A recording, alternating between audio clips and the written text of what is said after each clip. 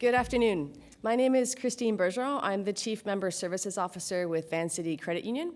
And this afternoon, I wanted to talk about money and change, and more specifically, system change. In my experience, over the past 25 years as a venture capitalist in Cleantech, running a hedge fund, doing microfinance, and now as a banker, I've learned that there are two things that you need to affect system change. One, you need money. And you've heard from colleagues on how those flows of money can change outcomes. And two, you need to allocate it in a certain way.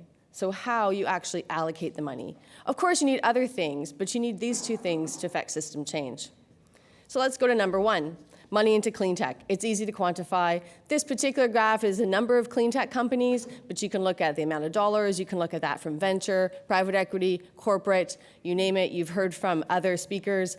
More money going to clean tech. That's a good thing. We've seen great flows going into renewable energy projects, early stage companies, efficiencies. It's terrific.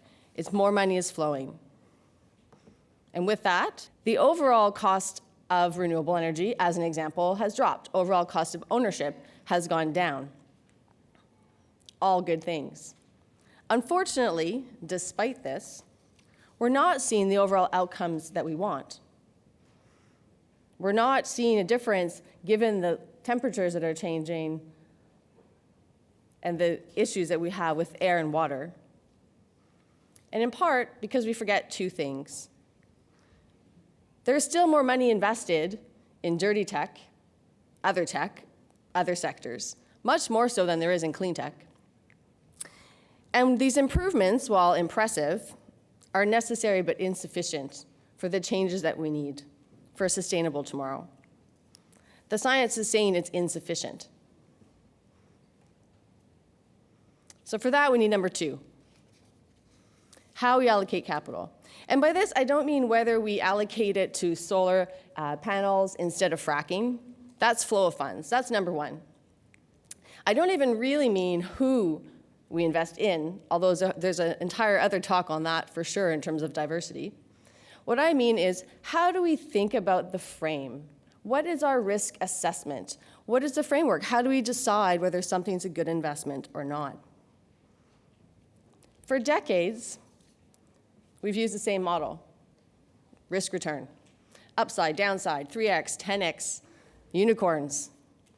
I know the model. I've lived it. I understand it. I still live it. And ultimately, the return that we believe we should get for the risk we believe we're taking on. There's two things missing from that, though. First is that actually, typically, it's not just the return we believe we should make, it's the maximum return we believe we should make. And two, we don't always, we do sometimes, but we don't always think about that time frame. So is it an investment for me over the next 5 years? Or is it an investment for my children and their children in 100 years? What is that framework? The risk-return model has been around for decades. I would argue it's insufficient, and it's an imperfect model. A quick story on, this is the price of oil over the years. When I was running the hedge fund, we had numerous investors come in talking to us. This was 2008, before things really unraveled. Some would come in and say, the price of oil cannot go below 80.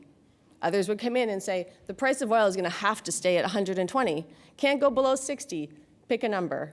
Dozens of companies would come in and speak to us, all speaking as though these were facts and as though these were laws of physics, right? The price of oil had to be something specific. And yet, we speak about commodity prices generally. Yes, there is supply and demand, there's demand elasticity, price models, politics, of course. But the price of a commodity is not a law of physics. It's a human construct. And so what if we reframed our overall risk assessment? Dirty tech and irresponsible investments? What's the true price for the externalities from past decades, the true downside, the true upside you have to see? What discount rate should we really be using? What's the downside of not considering all the stakeholders, of not counting the positive and negatives? I have kids, so what's the true risk framework for the destruction that we are seeing? Dirty air, dead birds, sick kids, extinct species, ice melting. So what returns as a society do we need to financially see? We need to rethink the how. What percentage returns are right? What framework? Some investors have started to do it.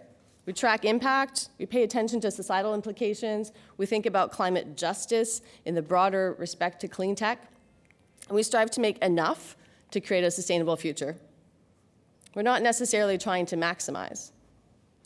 And so if we want to see system change, we can't simply hope that more money, although important and absolutely necessary, into clean tech at any stage, but done in a traditional way will be enough. Yes, we will have different returns. Yes, some investments will be riskier than others. But are we really incorporating all of those risks? And that's where number one and number two have to come together. The flow funds, the large dollars, the true capital that shapes our future. Those investors and those dollars have to rethink the frame. And so although it's certainly a tough challenge, it's not impossible. After all, it's not a law of physics. Thank you.